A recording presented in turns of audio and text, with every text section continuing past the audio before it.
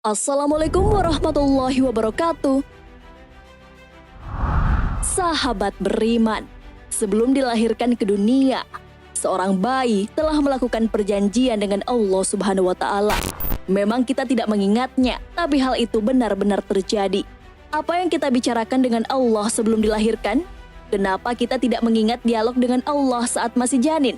Tonton video ini hingga akhir agar tidak sesat. Hal apa yang kita bicarakan dengan Allah sebelum lahir ke dunia? Perjalanan hidup manusia sudah dirincikan dari alam ruh, kehidupan dunia, hingga kehidupan akhirat, dan berakhir di surga atau neraka. Manusia sudah mengadakan perjanjian dengan Allah Subhanahu wa Ta'ala. Jika menyanggupi melaksanakan janji itu, kita akan lahir ke dunia. Jika tidak, kita tidak akan ada di dunia ini. Saat dalam kandungan itulah sang janin bisa berkomunikasi dengan Allah Subhanahu wa Ta'ala. Dialog itu berisi perjanjian dengan Allah Subhanahu wa Ta'ala. Dan ingatlah ketika Tuhanmu mengeluarkan keturunan anak-anak Adam dari sulbi mereka. Dan Allah Ta'ala mengambil kesaksian terhadap jiwa mereka seraya berfirman, "Bukankah aku ini Tuhanmu?" Mereka menjawab, "Betul, Engkau Tuhan kami. Kami menjadi saksi. Kami lakukan yang demikian itu agar pada hari kiamat kamu tidak mengatakan, 'Sesungguhnya kami Bani Adam adalah orang-orang yang lengah terhadap ini keesaan Tuhan.'" Quran Surah Al-A'raf ayat 172. Hal ini pun dibenarkan oleh Ubay bin Ka'ab. Beliau berkata, mereka roh tersebut dikumpulkan, lalu dijadikan berpasang-pasangan. Baru kemudian mereka dibentuk. Setelah itu, mereka pun diajak berbicara. Lalu diambil dari mereka janji dan kesaksian. "Bukankah aku Tuhanmu?" Mereka menjawab, "Benar. Sesungguhnya aku akan mempersaksikan langit 7 tingkat dan bumi 7 tingkat untuk menjadi saksi terhadap kalian, serta menjadikan nenek moyang kalian Adam sebagai saksi, agar kalian tidak mengatakan pada hari kiamat kelak, kami tidak pernah berjanji mengenai hal itu." Percakapan yang berisi pengakuan si janin ini senantiasa diingatkan para rasul. Hal ini sesuai firman-Nya, "Dan mengapa kamu tidak beriman kepada Allah, padahal Rasul menyerumu supaya kamu beriman kepada Tuhanmu? Dan sesungguhnya Dia Allah telah mengambil perjanjianmu jika kamu adalah orang yang beriman." Quran Surah Al-Hadid ayat 8. Perjanjian ini terjadi setelah kakek moyang manusia, yang tak lain adalah Nabi Adam alaihissalam diciptakan. Hal ini telah dijelaskan dalam hadis. Sewaktu menciptakan Nabi Adam, Allah mengusap punggungnya. Maka berjatuhanlah dari punggungnya setiap jiwa keturunan yang akan diciptakan Allah dari Adam hingga hari kiamat. Kemudian, di antara kedua mata setiap manusia dari keturunannya, Allah menjadikan cahaya yang bersinar. Selanjutnya, mereka disodorkan kepadanya. Adam pun bertanya, "Wahai Tuhan, siapakah mereka?" Allah menjawab, "Mereka adalah keturunanmu." Hadis riwayat Tirmidzi. Sifat manusia yang pelupa menjadikan lupa juga pada janjinya. Bahkan, tak hanya lupa perjanjian dengan Allah Subhanahu wa Ta'ala itu, sebagian manusia juga kufur. Karena sifat pelupa itulah, Allah Subhanahu wa Ta'ala mengutus para rasul untuk mengingatkan umatnya sehingga tak ada lagi alasan manusia untuk tidak beriman ketika ditanyai di hari kiamat. Padahal jelas-jelas dalam banyak dalil diabadikan mengenai perjanjian tersebut. Kemampuan janin berkomunikasi ini bukanlah sebuah karangan atau fakta tak berdasar. Mengenai hal ini telah dilakukan berbagai penelitian. Apakah memang benar janin bisa berkomunikasi? Berkomunikasi dengan janin memang disarankan karena memiliki manfaat. Tentu tidak salah jika para ibu dianjurkan untuk berkomunikasi dengan janinnya itu. Salah satu cara berkomunikasi dengan janin adalah membacakannya buku. Suara kita yang berkomunikasi dengan si janin akan memiliki dampak positif. Dilansir Apta Club, ada sebuah penelitian yang menunjukkan bahwa suara yang dapat menjadi penenang bagi si kecil, baik ketika di dalam rahim maupun ketika ia telah terlahir di dunia. Bayi yang belum lahir belajar mengenali suara selama ia berada dalam kandungan, walaupun pada kenyataannya janin tak bisa memahami apa yang dikatakan padanya.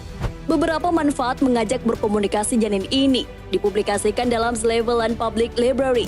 Yang pertama adalah membantu perkembangan otak bayi.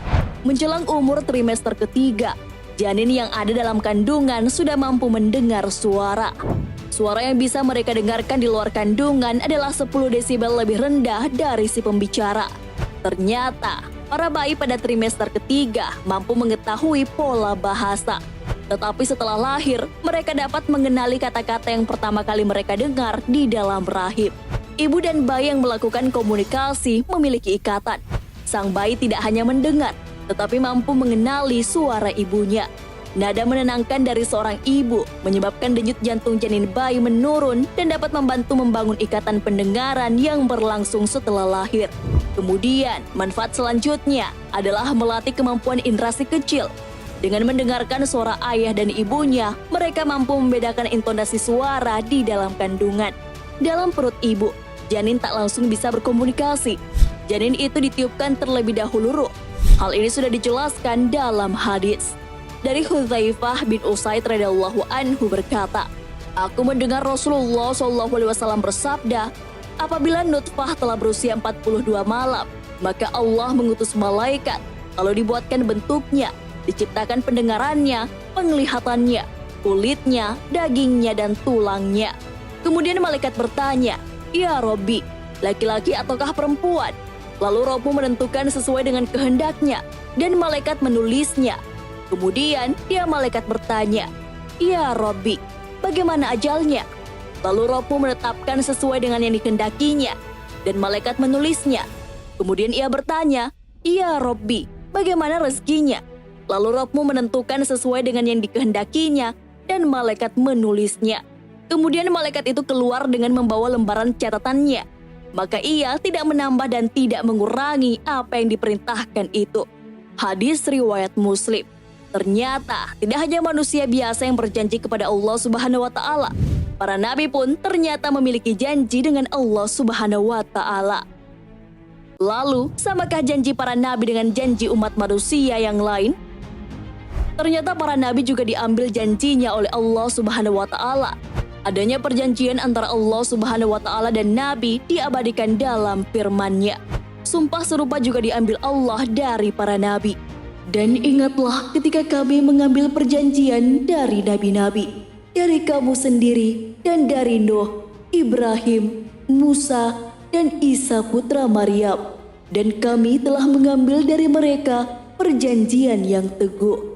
Quran Surah Al-Ahzab ayat 33. Isi perjanjian para nabi dengan Allah Subhanahu wa taala berbeda isi janji yang kita ucapkan. Kalau umat manusia lainnya, janji yang diambilnya adalah menuhankannya. Namun janji para nabi adalah agar saling meneguhkan satu sama lain. Hal ini telah dijelaskan dalam tafsir At-Tabari, yaitu perjanjian Allah dengan para nabi bukan soal menuhankannya, melainkan soal saling meneguhkan antara satu nabi dengan yang lain, soal penyampaian risalah dan tugas-tugas kenabian lainnya. Riwayat lain menyatakan, janji itu tentang pertama kalinya Nabi Muhammad SAW, tetapi yang paling terakhir diutus. Sebelum lahir ke dunia, manusia yang masih berbentuk janin telah melakukan perjanjian dengan Allah Subhanahu wa taala. Tak lain isinya adalah menuhankan Allah Subhanahu wa taala. Namun, saat menjalani kehidupan di dunia, sebagian manusia lupa akan hal tersebut. Oleh karena itulah, diutuslah Nabi dan Rasul untuk mengingatkan kita kembali agar senantiasa kembali kepada Allah Subhanahu wa taala. Lalu, kalian masihkah mengingat janji kepada Allah Subhanahu wa taala? Wallahu a'lam bishawab. Wassalamualaikum warahmatullahi wabarakatuh.